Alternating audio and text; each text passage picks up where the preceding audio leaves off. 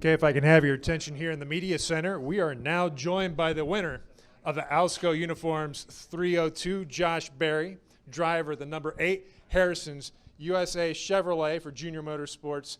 Today, big day for you, Josh. So not only did you win the race, you clinched the manufacturer's title for Chevrolet.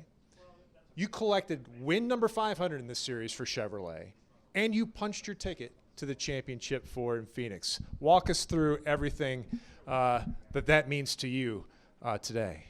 Yeah, it's just truly really, really special. When I started on this journey and found out I was going to run full-time this year, we all sat down at the beginning of the year and said that our goal was to make the championship four. We felt like we were capable of that. We knew what we could do. We knew there would be bumps along the road in my first full season, but we believed in our hearts that we could be at Phoenix. And to accomplish a goal like that, it's just really hard to put into words what that really means when you work day in and day out to be at this level and be better each and every day. To be able to accomplish something like that is truly amazing. And there's still a lot of work ahead of us. So we want to get 3 other Junior Motorsports cars to Phoenix, and we want to get ready to go to Phoenix and have the opportunity to go win a championship. Okay, we're going to open the floor for questions. We will start with Zach, and we'll go to Jeff. Zach Sterniel with NASCAR.com. Josh, congrats on the win. You smacked the wall pretty good there off turn 4, battling for the lead there with Allmendinger. Were you afraid that was going to ruin the handle of the car? Did you notice anything wrong initially? Yeah, I was definitely worried, but I just kind of, AJ left me just a lane and nothing more. And we were a little bit tight off of 4 all day, and it just, like I said, just ran out of real estate. But, I've raced since I was 8 years old, worked day in and day out, like I said, to be here at this level. There was no way I was going to back out. So I felt like that was the opportunity if we got out front that we could control the race. We had a lot of speed for about 30, 35 laps on each run. It was shaping up to be ours to lose. We just had to get out front, get the clean air, and it's that important in these races. And thankfully the good Lord kept all our tires inflated and all our pieces together. We'll go to Jeff, and then Daniel. Jeff Gluck from The Athletic over here.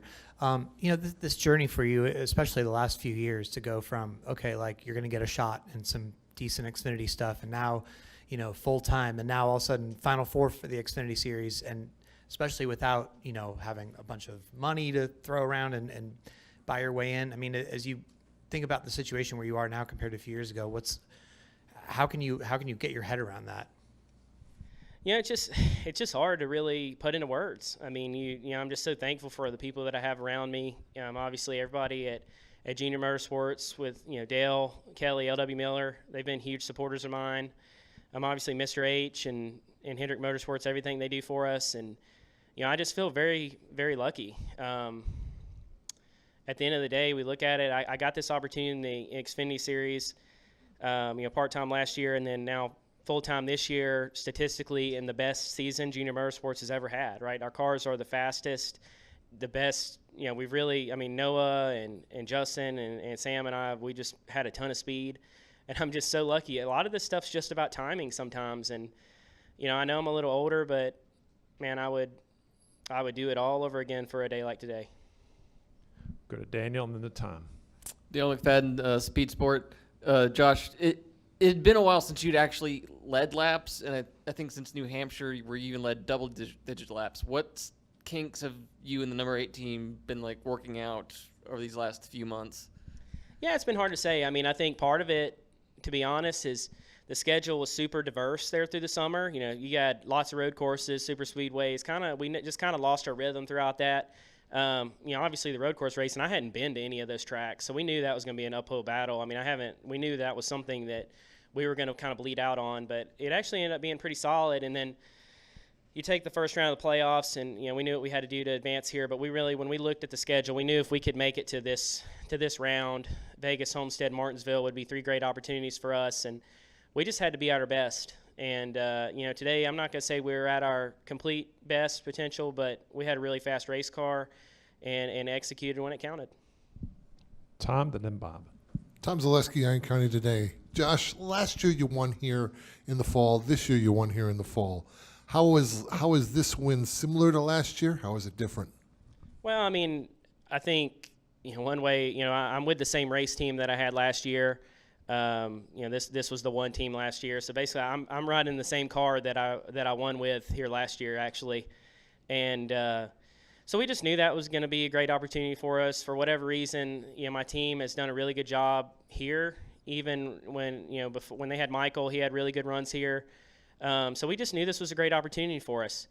And it just seems like it was kind of similar to what we've experienced in the fall. Like, we didn't really have a ton of speed early, but just as the race went on, we just got better and better as the track rubbered up. And like I said, we were fast when it counted. Next to Bob. Bob Hawkers, Fox Sports. If you mess up that move or it ends your day, you're probably looking at a must-win at Homestead or Martinsville. Obviously, you were below the cut line coming in, so I'm curious, like, how much are you weighing risk versus reward at that point?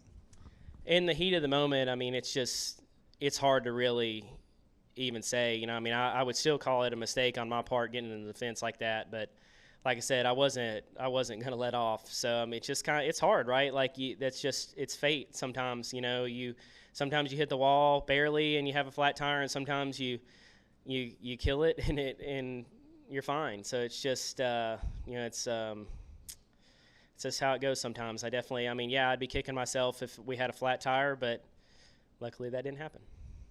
Go to Justin, then to Zach. Justin Schuler, Kicking the Tires. First off, congratulations, Josh. But you've had a lot of success in the Cars Tour as well, and now we're starting to see that get transferred right over to the Xfinity Series. So over the years, like, what has it been that you've been able to figure out these cars and figure out these tracks so quickly to be able to go out and not just dominate, but maybe sneak in, kind of like you did on that final restart, taking advantage of the 16 and 10 getting together and then just sliding right through to walk away? Yeah, I've just been really fortunate to be with Junior Motorsports, have great race cars, spent a long time building my own race cars and racing myself and really having the time of my life. And I never thought that I would be at this level and have this opportunity, but I quickly figured out that under the right circumstances that I could compete, and I still feel like I got a lot to learn and a lot to improve on. But days like today surely help. Zach. You're also going to the Championship 4 in Mike Baumgartner's final year on top of the pit box. How meaningful is it to get him in this team to the Championship 4 with that in mind as well? Yeah, it's amazing, right? Mike Baumgartner has been around at Hendrick Motorsports and Junior Motorsports for a very long time, and he is literally just such an amazing person.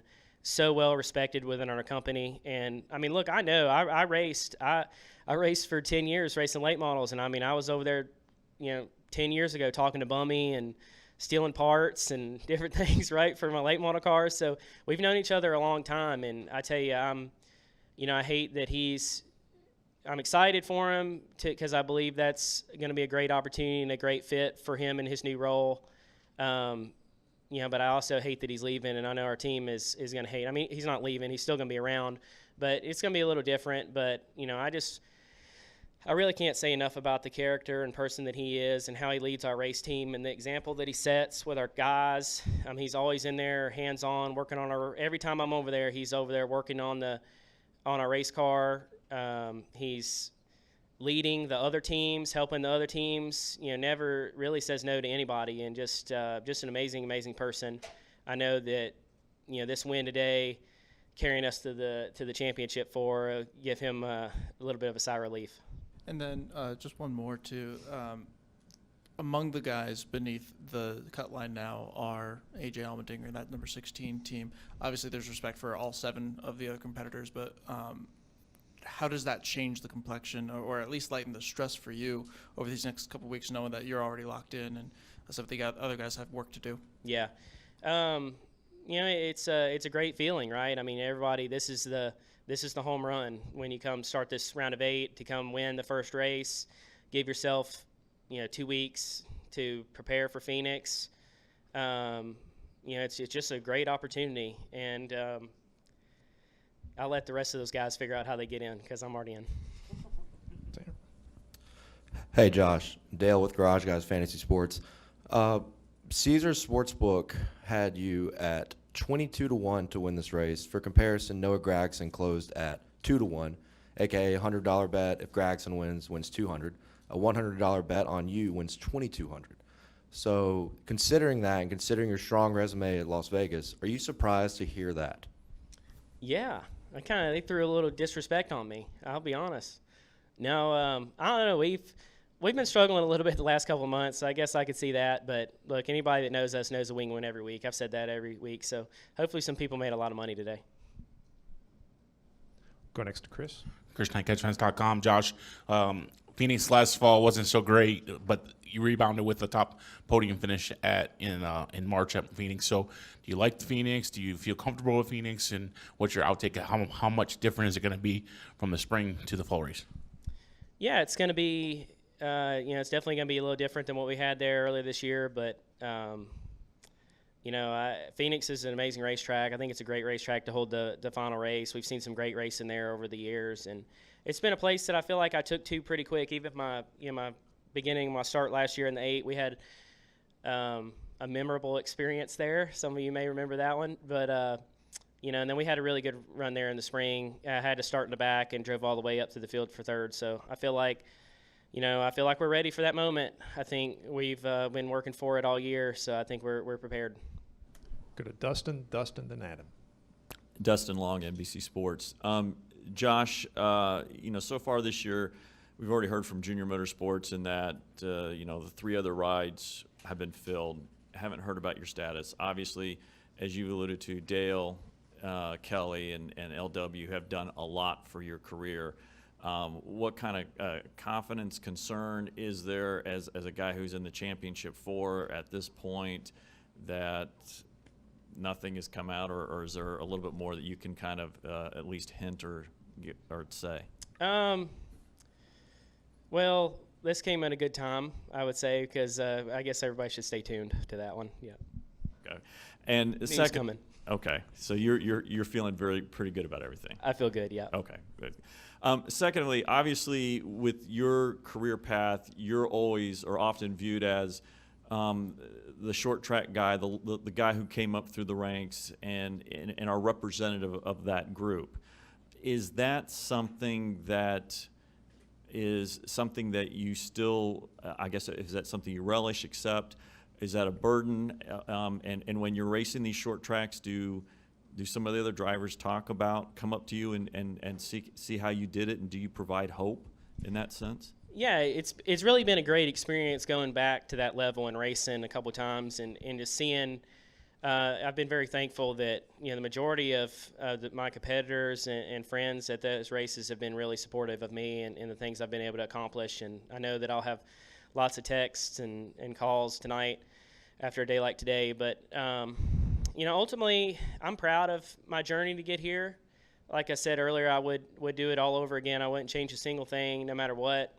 But at the same time, you get to this level and what you've done before really don't mean a whole lot. I think that I've, obviously been really successful and fortunate to have some great opportunities. But when you fire and strap in those race cars and go racing, nobody else out there cares what you did. So, it's just been it's just been amazing experience. And like I said, I just love every minute of it.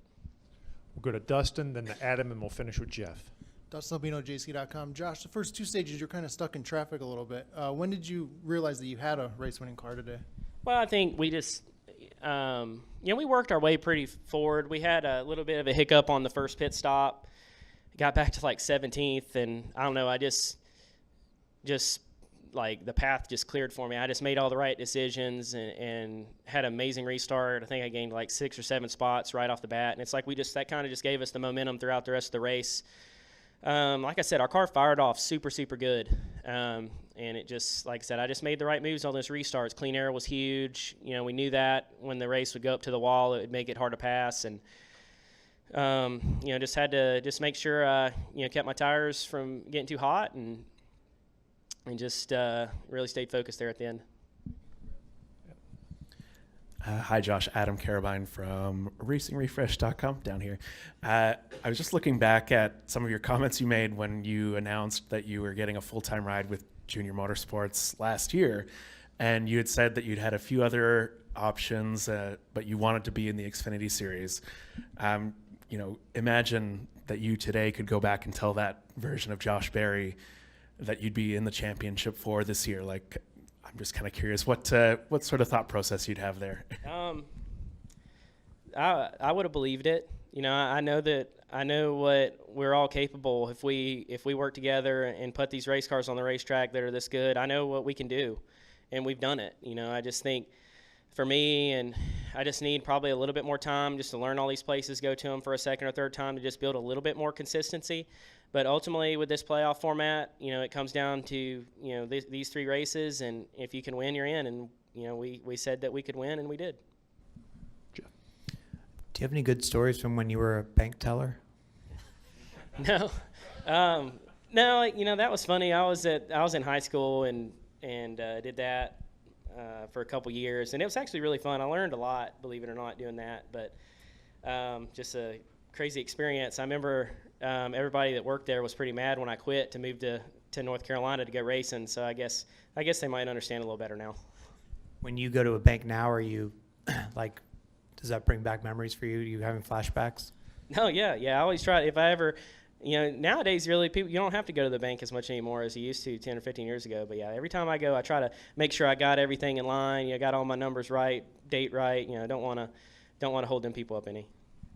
Well, Josh, we certainly know you cashed in today. So good luck next week in at Homestead Miami Speedway, and good luck in the championship for Phoenix. Yeah, thank you all. Yeah, take care now.